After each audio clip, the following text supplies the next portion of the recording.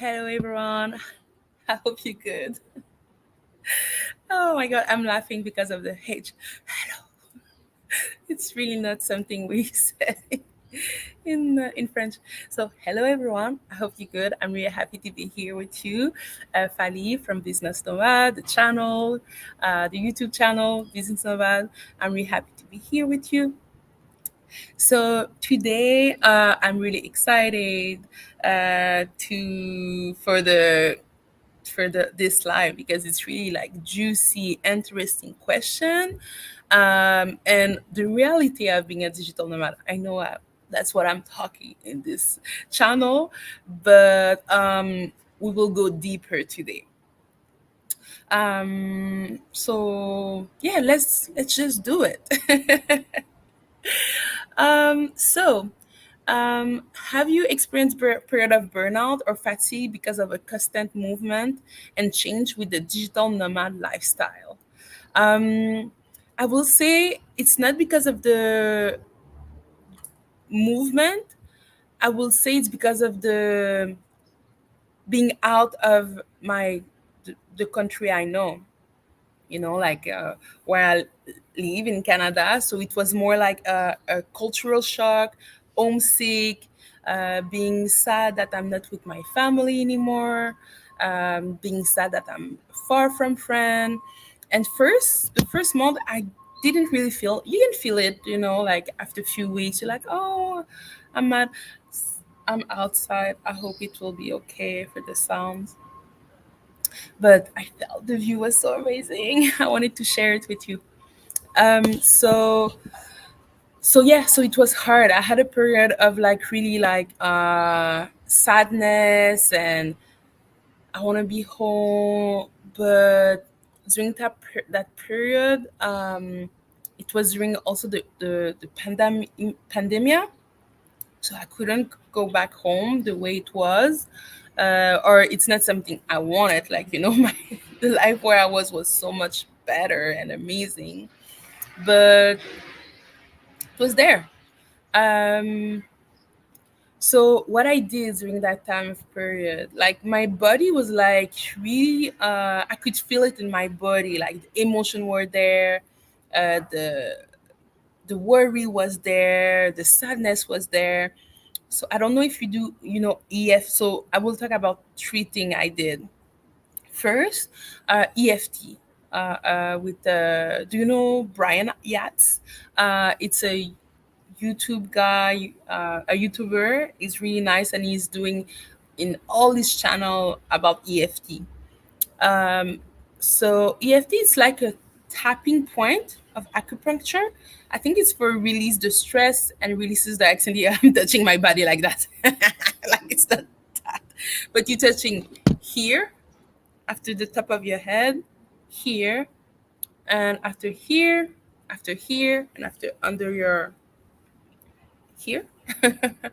And you saying like, for example, even though I'm stressed, I love and accept myself.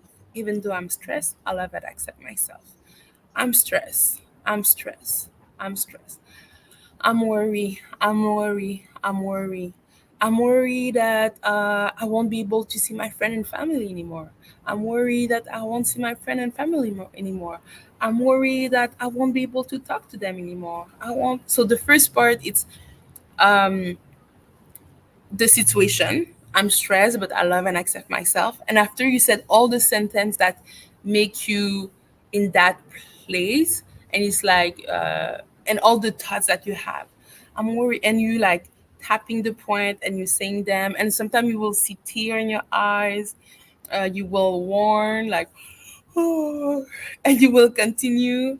Sorry, it's this, and after this, and after this, and after this, and after a moment, you will feel the release. So it's like, um, I'm anxious, I'm anxious, I'm anxious, I'm worried, I'm worried, I'm worried, and you feel a release, and after you can say, everything will be okay. Everything will be okay. I have amazing friend here. I have amazing friend here. I have an amazing family that I can reach anytime. I have an amazing family I can reach anytime. I'm amazed by my family. I'm amazed by my family. I'm amazed by my friend and we can talk and enjoy that self. I'm amazed by that. I'm so grateful by that. I'm so grateful. And after, you just release. So I was doing that for, you can do that for anything. Like with the YouTube channel, Brian Yads, you can like just follow his lead, and he will have on money, on health, on emotion like anxiety, sadness. You want to feel good in the morning when you wake up. It's really like a lot of stuff, and it really, really helped me.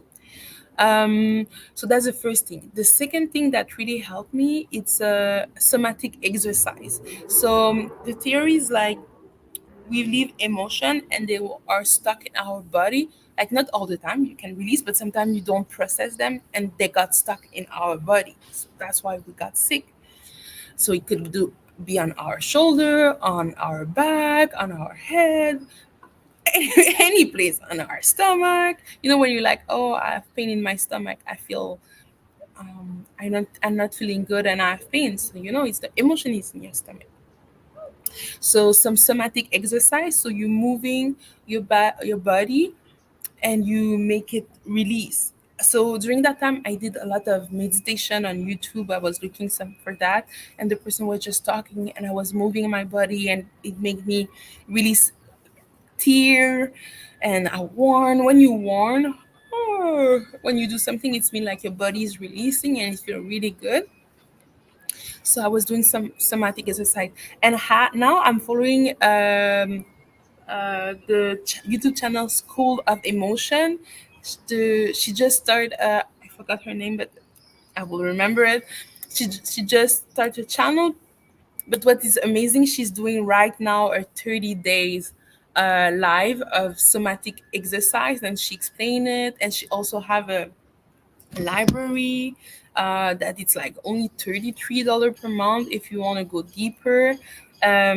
So yeah, I'm doing the challenge. If you want to do it with me, it's really good, and I'm learning more about somatic exercise and everything. So it's really, really, really, really amazing. And also like sometimes like, you know, you're in a country and they do things differently, or people will talk to you a way that you're not used to. Release, you know, the fact to release and not keep it in your body and in your mind, it will help, you know, because we are like having luggage that we put on our shoulder and in our body. So that's the thing that helped me, because life will happen, you know. And I feel that releasing the energy will, you know, sometimes we have some leaking energy, so the fatigue will get you because of that. So if you release the emotion, you will see a different, I feel. I'm not a specialist at that, but for me, like it really helped me. So you have to find what helps you, and for me it really helps. And also like, yeah, it's really good. And also reading books so I could understand what was going on with my body, with my mind, because I was in a new country, and I had think time to thought about stuff. I was like far from friend, from far from family, like when you're in your habitual environment, you have way you do things all the time, and when you go out and you go to a new environment so completely different, you're start for me, I'm starting to look at stuff differently and have a new perspective of stuff and new perspective of my past. So I had stuff that like came up in the surface, so I couldn't understand them because it was the first time. Even though I did a lot of personal development and I deal with some stuff, it was like, what's going on with me, you know? So the fact that I read, I really love books, but also audiobook. I can read paper, I can read electronic and audio. Like I use, I take all the form. So I will talk to you about three books that I really love. Well, Joe Dispenza. And it's funny because I was talking to like a friend talked to me about it 2 days ago, and yesterday, or yeah, I think yesterday, I went to a library and I saw it. So it's like, oh, it's interesting. So the book I read from him, it was like You Are The Placebo. Really amazing book and really interesting. And now, because I had like, I'm reading Breaking the Habit of Being Yourself. I'm reading, well, I'm listening the audiobook this time. So it's really, really interesting, and it really changed your perspective. And they had meditation in the book, so it's really nice, and also a beautiful and deep and clear explanation. So it's really nice. And after a book of Bessel Van Der Kol, The Body Keep the Score, Brain, Mind, and Body in the Healing of Trauma Experience.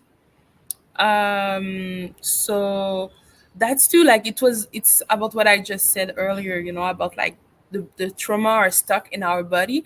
It's not necessarily that you had a big, hard childhood. It's just like, like you're 7 years old and your brother take the ball and you start to cry, and now like you worry that people will take everything you have. You were in high school and that teacher told you in front of everyone that what you just did was stupid, and now you like, you don't want to talk in front of people, so it can be like some trauma really simple, or it can go deeper, so, or like your parents got divorced. So many people, it's so usual now that people have divorced parents, so it was a trauma because as a kid, you everything is sent, like you have that mind that everything is centered around you, like you are the center of universe. So you think like everything is your fault, so you have to release that kind of trauma. And I feel when you travel, when you far, uh some stuff will surface, so that's really, really good. The third book, um it's about Magdalena Zilvit Chalan. I want to go deeper in that book because it's so good. And I want to go deeper because it's a French book. And I look earlier on internet and I didn't see it in English. Oh, it's so good. So I will translate the title in English. So it's how to succeed as a how to succeed with your expat life, fulfill yourself in a foreigner, like another country, and develop your nomad intelligence. So that's the translation, the free translation. And that really helped because that book, because it helped me understand what was going on.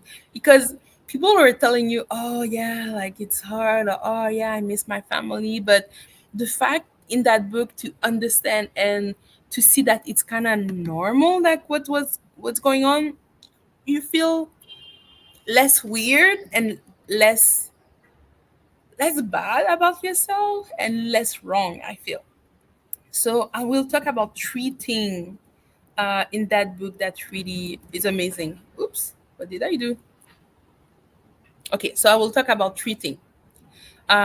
For when you're in a country and it's really hard, or you have emotion, it's mixed emotion, where when you are a digital nomad, you don't understand what's going on.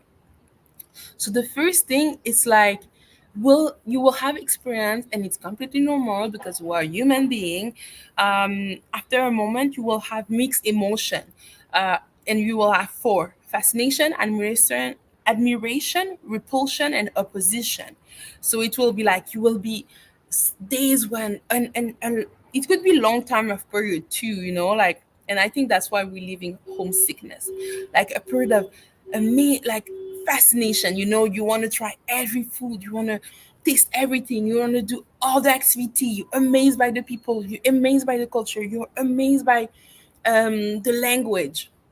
Like everything is amazing and you just want to try and taste and do all the activity, and everything is so beautiful. So this is the period of fascination. After the also, but not the period, an emotion. After the emotion of fascination, so you want, it's kind of the same, but it's like you want to understand things, you want to learn the language, you are asking a lot of questions to people who live there, people from there, people who live in the past there, and you just like trying to question, understand, and you are amazed. It's like it's a mix. And after repulsion and opposition, like someday you will be just like, because it's the culture shock, like the way people will act here will be different. Like you will be like mad with the interaction. You will be also like, sometimes you will say, oh, I miss this and I miss that. Oh, why people are like that? Or why? And you're like, oh, it should be like that. It should be like that. And sometimes you also witness people who are acting like that, and you're like, why are you like tired of here? Like, or why are you acting like that? Like, but it's because of we are human being. So we will like in opposition, it's like I want to be there, but at the same time I'm tired of being there. And it's also why sometimes like we're just like, I want to go home. Like I know it's amazing, I know it's beautiful, but I just want to like feel comfortable. When I came back to Canada, it felt so good to just walk in the street and know where I was going with, like, with not, without thought, without thinking, oh, how I need to say that word, or which way I have to talk, or just go to a shop and not worry, like everyone will understand me, or calling on the phone internet and just have a normal conversation and not wondering, will the person will understand me, am I clear or no? It's like living in another country, like you have a lot of thinking and wondering and questioning, and you are kind of like depend of asking like depending of you depend of people for a moment, because you don't understand the stuff, you don't understand how it works, so you have to ask extra. So that's uh the mixed emotion. The second thing I want to talk, it's about the fourth phase, when you live in a different country, and it's you will see it's connect. So the fourth phase, the first one is honeymoon, crisis, adjustment, and adaptation. It makes sense, right? So it's like honeymoon is the fascination, I'm amazed, I'm love that country, I want to live there. And after the crisis, the cultural shock, I think when we travel for a week or 2 or 3 weeks, we leave the honeymoon and the crisis, the homesick, and you're like, I want to go back home. And after, if you're staying where you're staying and you pass by the crisis, it will be the adjustment. So you're starting to ask more question. You accepting more stuff, and you starting to be more relaxed about your opinion and what you think about everything. And adaptation, it's like, yeah, you just like, okay, you know what, everything is cool now. And sensorily, it took me like a lot of time to being in adaptation. Really a lot. Like recently I went back for all the summer in Canada, and I was like, oh, I don't know if I want to tell that story. Okay, I will tell it. I realized how I was an asshole. Because I was like, oh, yeah, I realized like it's not, how to say it. It's not, uh, I'm so uncomfortable to say it. So it's not the country that it's not the country, it's human being, like human being will treat you a certain way. And for me, I was like, oh no, in Canada people are amazing and blah blah blah. And yes, they are, but like think I thought that in Canada it was everything was perfect, everything went fast, and I had like memory, but my memory was not that good. So when I went in Canada, I was like, oh, it's more slow, and the food is not, it's good, it's amazing, don't get me wrong, but sometimes it cannot be awesome. And I was like, oh, the food is not like awesome like in my memories. I felt so a lot of stuff I was missing.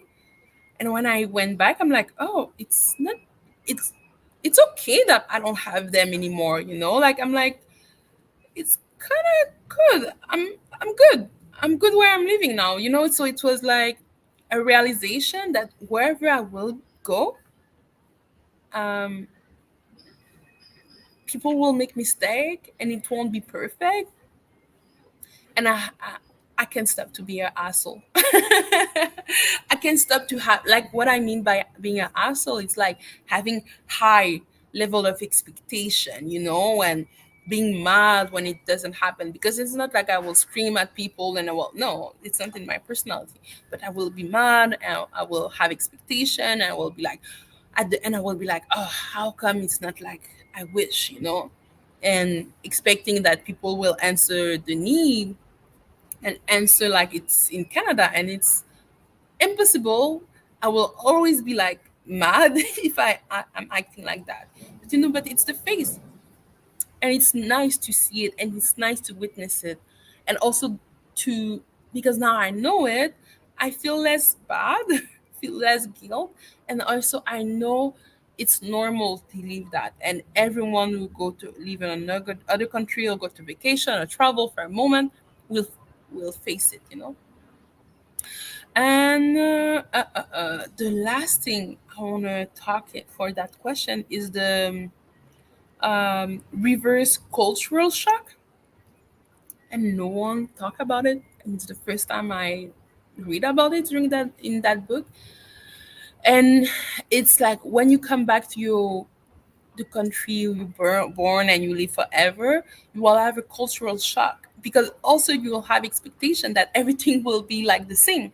Like it happened when I came back to Canada.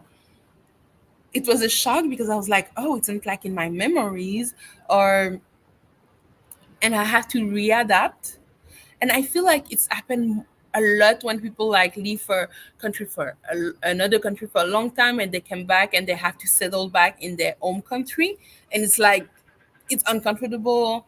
Your friend, you're not that close anymore. You have to find a new job. The way people talk, the way people think, uh the like when I was in Canada, like things went so fast, and uh I'm reading my note to be sure. Yeah, to, you feel you're going to a comfort place when you go back to your hometown, but you're shocked because it's not comfortable anymore like it used to. So you have to readapt. So it's called culture shock reverse. And I was like, that's fascinating. Really. Okay, let's go to the next question, but I can, yeah. Yeah, and tell me, like, did you experience that? How was it for you? Are you relating or no? So I hope it will help.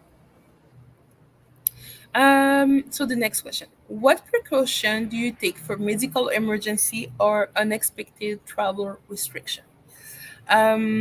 So really important. I will be sure to have everything. Like, go check the website of the country you are going. Go check the government website. Like for example, in Canada, if you click if you go to I think it's travel.gc.ca. I have to check. I will put it in the description. You can check like in every country what's going on. and you will know what's happening and if it's safe and not safe. You can also check Nomad List. It's a really amazing website to see what's going not what's going on, but the acceptance there. Are they comfortable with black? Are they comfortable with LGBT? Um, with women, etc. So do your research first to be sure that everything's okay. Be sure that do you need a visa or no, like depending of which country you're a citizen.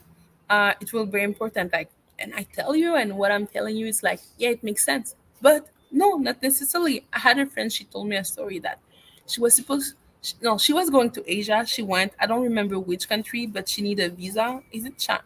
I don't know, maybe in China she was visiting. I need to ask her. And she needed a visa, and she forgot to ask one, and yeah, she didn't have one. So she was in the airport. She had a stop, and she realized at the airport that she didn't have the visa to enter. So she had in the airport go to the website of the government, ask her for a visa, but the express one, because she was going there. Like it was like she was waiting for a flight. I didn't know. I don't know if she had to cancel and wait for a few days for her next flight. I don't know, but she had to pay an express visa, and she had to. My God, it was not under her budget, so it was like crushing her budget because it was more expensive. Yeah. So yeah, don't think that you know everything. Go check, go check. And also uh like if you're a country and your visa expire, go go check to renew it. Don't mess with don't mess with that, and be respectful with the law in the country, and do the right thing, you know. So, and if you need to go out, go out, but just like be respect the law. And you, if you need to renew your visa, renew it, you know. And I will say also having a health insurance. Like I know like some people are like, oh no, it's not important, but when something happened and you don't have it, I heard story of nightmare, like people don't have insurance and stuff happen, and they were young or adults, whatever, like all like, but it's like since I my first trip, since I'm like teenager and I'm travel, I'm taking a insurance and I pay it. I'm using Blue Cross in Canada, and it's something I use for a long time. During the pandemic, they were not awesome, but they were like following some stuff that make it harder. But I take it back. So yeah. Um, do I want to say something else? Oh yeah, and also I went to Vancouver a few years ago, and I missed my flight because I didn't put it in my calendar. Like, for example, I thought my flight was Wednesday. I arrived Wednesday in the airport, and couldn't do my check-in. That the woman was like, I don't understand why we don't see you in the system. And I was like, what? What's going on? I'm in the system. Like, did I miss my flight? And I realized my flight was Tuesday, the day before. So I was like, damn. So I called my friend back and book another ticket the 2 days after.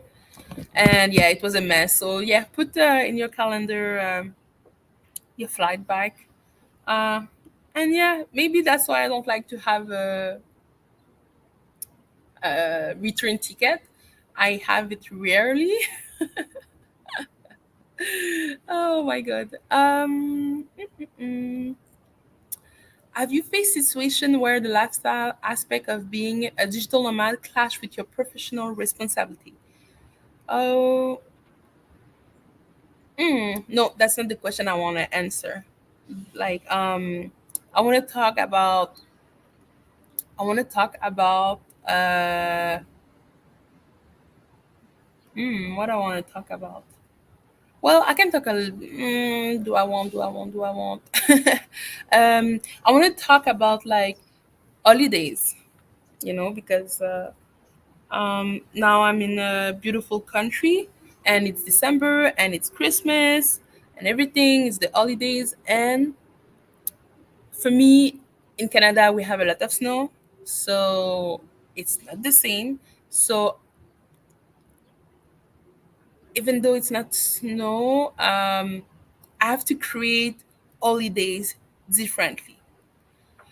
And I'm so grateful because last year, my friend, we did an advent calendar. So for 15 days, I think every day we were giving ourselves a gift to each other, and it was like really simple: a drawing, a song, a little candle to light it, or a beautiful cup with a Christmas drawing, a story that we love about Christmas. So it was really different thing, and a small like